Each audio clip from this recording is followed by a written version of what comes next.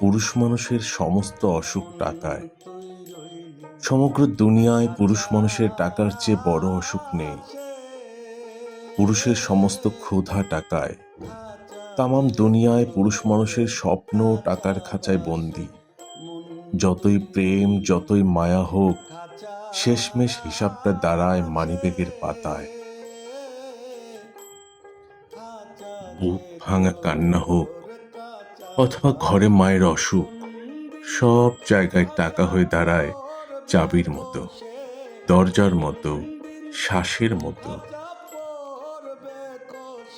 পুরুষের সবচেয়ে বড় অভিশাপ হলো সে কাঁদতে পারে না, সে ভাঙতে পারে না, তবুও ভেতরে পচে যায় টাকার অভাবে।